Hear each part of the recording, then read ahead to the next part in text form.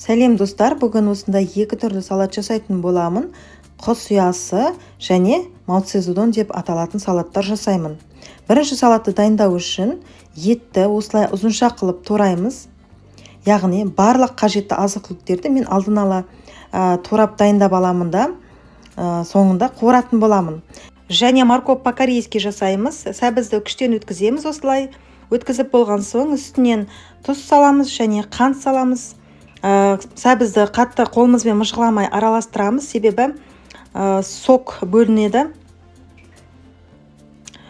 Осылай араластырып алған соң кориандр қосамыз, паприка және ащы қызыл бұрышты қосамыз. Үстінен сарымсақ қосамыз тағы да. Және сұйық майды ысытып алдым. Үстінен бір шай қасық сірке суы 70% қосып, барлығын араластырамыз. Морковь по-корейскиді жасап қоямыз, дәмдеуіштер сіңіп тұратын болады. Келесі картопты күштен өткіземіз, яғни картофельный пай жасаймыз. Туралған етті ысып тұрған майға салып қуырамыз.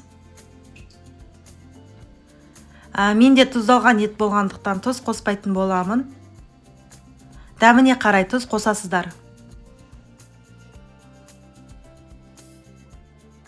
Келесі ысып тұрған майға картопты салып қуырамыз. Қуырмас бұрын суға тұз салып картопты шайып алдым. Пісірген кезде картоп бір-біріне жабыспайтын болады.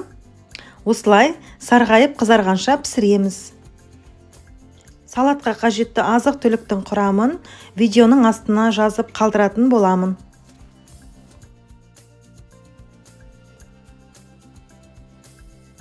Енді жеке ыдысқа жұмыртқаларды жарып саламыз. Яғни жұмыртқадан құймақ жасаймын.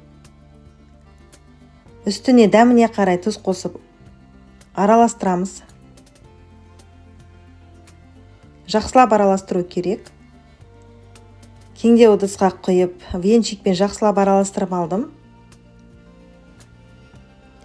Табаға сұйық майды жағып, ысытып алған соң, жұмыртқаны құйып, құймақ пісіреміз. Әрбір үй шаруасындағы әйелдің жай ғана дәмді тағамы болады. Кез келген жағдайда дайындалатын сүйікті салатының рецептісі болады. Сол рецептінің бірі менде осы құс ұясы салаты. Өзіме де және қонақтарға қатты ұнаған салаттың бірі, сондықтан мен оны дайындап тұрамын және сіздерге де дайындауға кеңес беремін. Өте дәмді салат. Салатқа қажетті соусты жасаймыз. Майонезге укроп қосамыз және сарымсақты қосып араластырамыз. Бұл соусты айоли соусы деп атайды. Өз қалағаныңызша укроп қосып жасайсыз.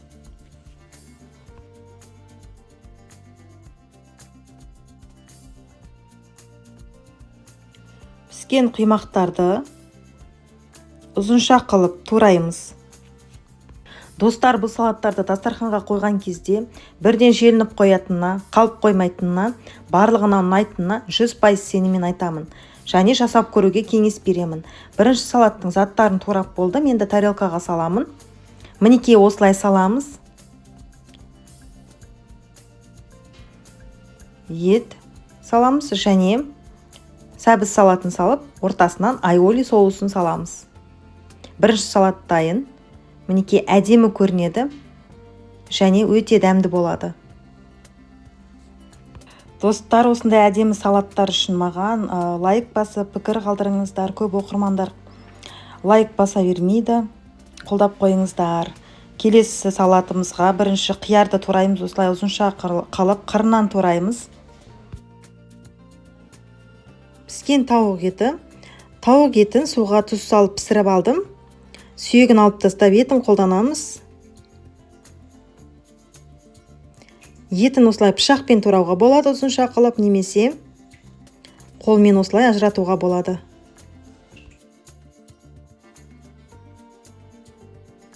Піскен жұмыртқаның ағын тураймыз, сарысын қолданбаймыз, осылай ұзынша қылып тураймыз.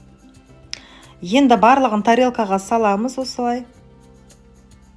Бұл салат та енді өте әдемі салат, өзіме қатты ұнайды. Жиі жасаймын қонақтар келген кезде. Қонақтарға ұнаған салаттың бірі. Сондықтан сіздерге ұсынып отырмын. Ортасына айоли соусын саламыз. Жаңа дәмді рецепттерге дейін кездескенше мен сіздерді күтемін. Сау болыңыздар.